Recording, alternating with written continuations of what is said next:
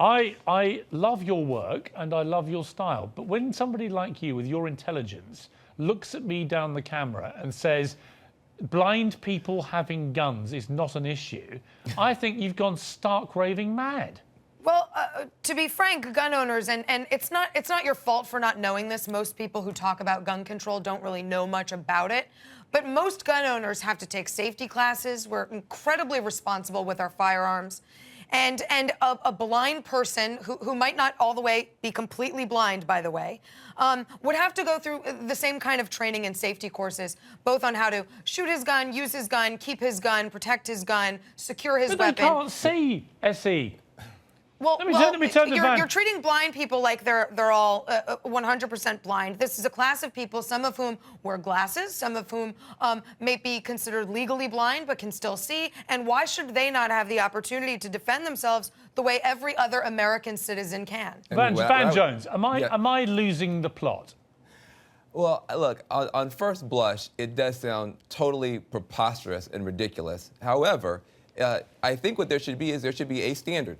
And if somebody who's been classified blind can meet that standard, then I think there's no problem. I don't think we should lower the standard to make it easy. How can somebody who's classified blind ever meet the standard to shoot firearms? Hey, now listen, but we're having a very different conversation. If somebody can't meet the standard, they shouldn't be given the license, and the standard should be you should be able to shoot straight. Yeah. Now listen, there may well be people who are legally blind but who are able to meet. Listen.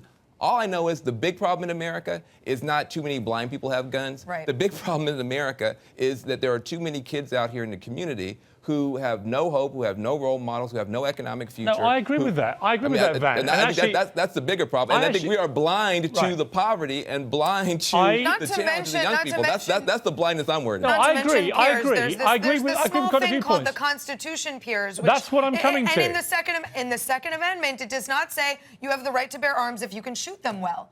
That is not part of the confines of the Constitution. You've actually answered the very question I was about to ask you, which is actually the reason the blind thing is so relevant is it comes down to constitutional rights.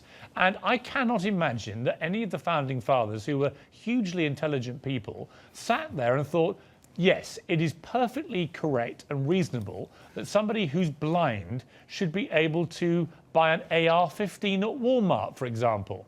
Well, Piers, they didn't sit there and dream of the internet either. There were a whole list of complications in a progressing, modern, evolving world that the Founding Fathers didn't anticipate. It's up to us, sober minds, to sort of sort through those things. But the Constitution is what it is. It is clear on this. And it's not up to me or a blind person to tell you why I deserve the right to my Second Amendment rights. It's up for you to tell me why I don't. Hey, listen, here's what I want to just point out, and the only reason I know this is because I saw a little documentary about this thing.